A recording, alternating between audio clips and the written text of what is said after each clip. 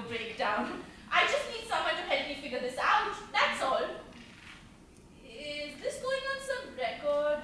Everything said here is kept in strict confidence. I don't want my parents to know. They won't. You're perfectly safe here. Why don't you tell me about the dream? Okay.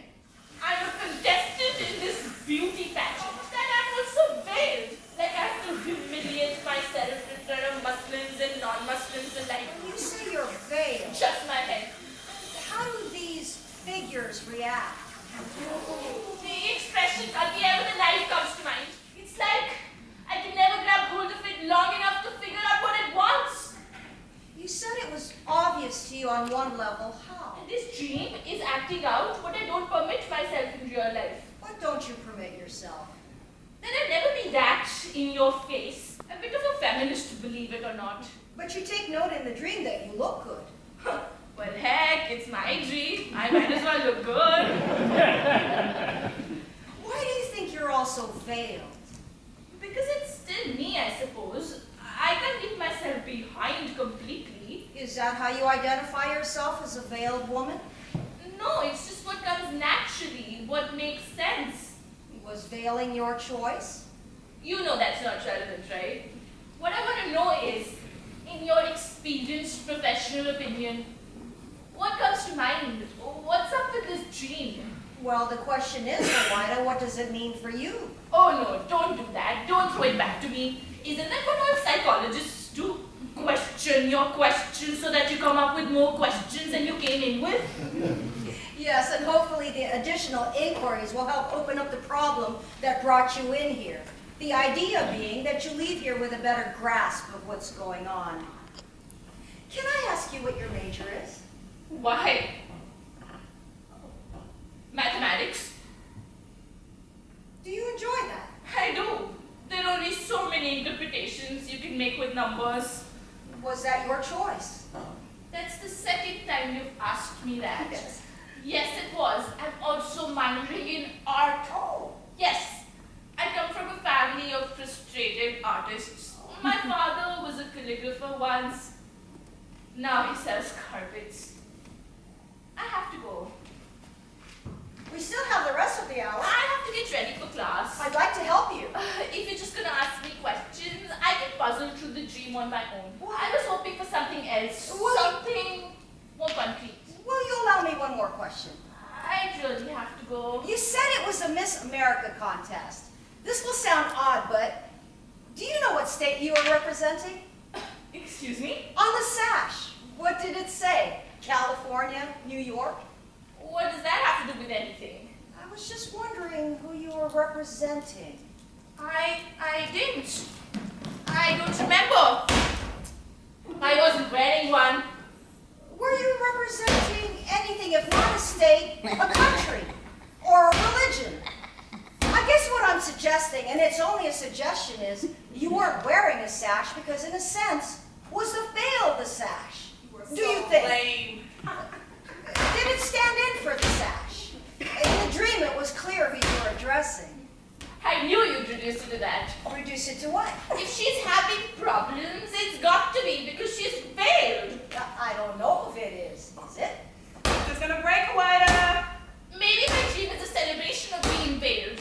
Inappropriate, maybe, the way dreams are, but a celebration nonetheless. Coming out. How can it be a celebration if your reaction was one of embarrassment?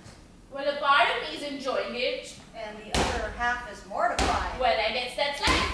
You keep splitting off into different people depending on the occasion. Yes, and it's a healthy person that is able to integrate those various parts. Why don't you tell her what's going on? Did you choose to be veiled?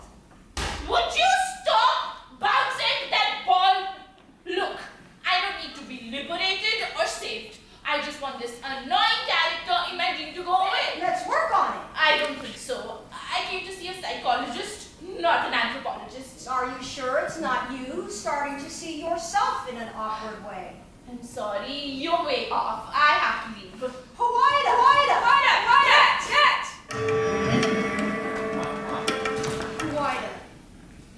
I know I may be overstepping a line, but I do feel I need to say something, not as a psychologist, but as another person struggling to figure things out like you. I feel now it would be wrong if I didn't. You wanted something definitive from me, something concrete. So here it is. You were right. I do have a question about your veiling. I do think the dream was speaking directly to it. It couldn't be clearer to my mind. And I know you insist it shouldn't be reduced to that, and it isn't about liberating you from the veil. But Hawaii, how liberating is something that prevents you from even questioning it? And I know that's what you're doing, but feeling distressed because you're not giving yourself permission to do so. And I don't know any religion that's supposed to do that. Protect, yes, but imprison? I am trying to be sensitive to your faith, and I know I'm woefully ignorant, and God knows we can all do a little bit more to jump these abysses that separate us. But I feel, I have to come right out and say that I think your religion is bad news for women, and I don't know if it's right to be culturally sensitive when a system perpetuates injustices. And yes, I've heard how Islam was a great liberator of women and gave them rights that we in the West have only began to get in the 19th century, but we're not living back then.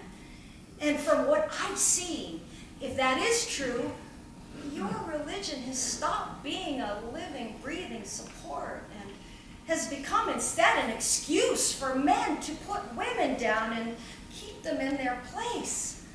And yes, we can have a whole history lesson about how all religions have done that, but again, we're not talking about that. You're trying to make a life now in America, and I honestly don't know if the two go well together. I'm sorry for being so blunt, but it was only after you left that I realized how offended I was by what your wearing of that veil meant to me and the degree in which you had been brainwashed into thinking that that was okay. It's not okay. It's not okay when we buy into our own oppressions. It's not okay that we take on the prejudices of one gender and make them our own, so we women become the gatekeepers of our own oppression, to the point where we make our own manacles things of pride and even become vain about it. I don't know how you can call yourself a feminist and say that and cover yourself as if you had something to be ashamed of. As if you had anything to apologize for. Huwaida!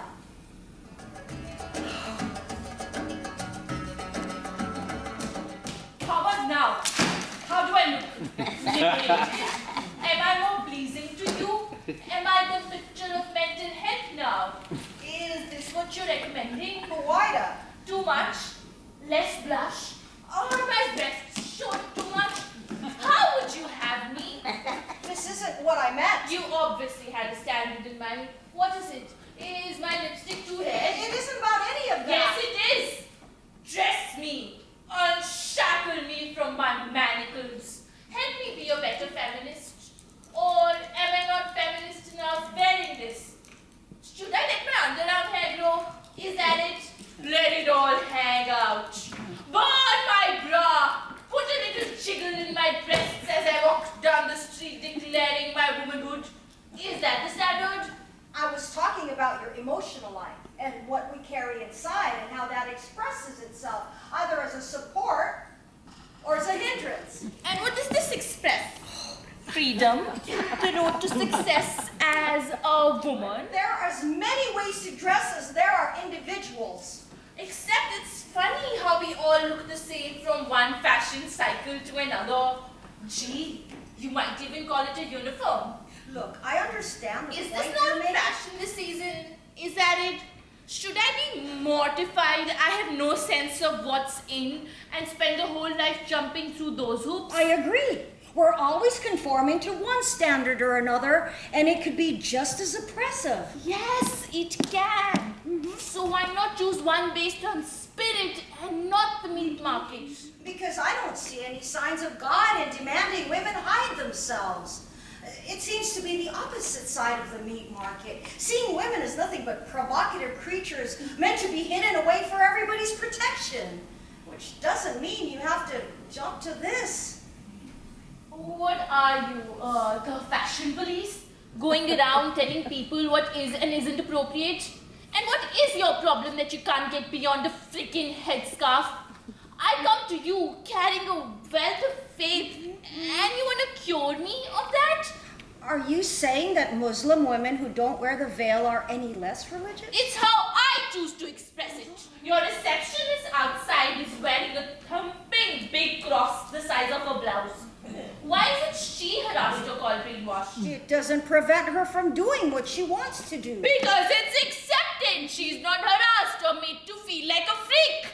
Then perhaps you're experiencing the veil as a burden? I never said that. I think you're dreaming. Oh, screw my dream. That's your interpretation. I wish I never told you about that. Yet here you are. You've come back. I came back because I was pissed off by what you said. I came back wearing the conclusion of everything that you said implied. I don't know what is it about women professors here that they feel impelled to save us. As if we need your precious help when you spend most of your life agonizing over the dumbest F-up things. Go crusade someone else's ass. Did you come back here just to tell me this? You're not listening, are you? I am. Very closely. Then I guess your English is not the same as mine. My door is always open. No, it's not. It hasn't opened once.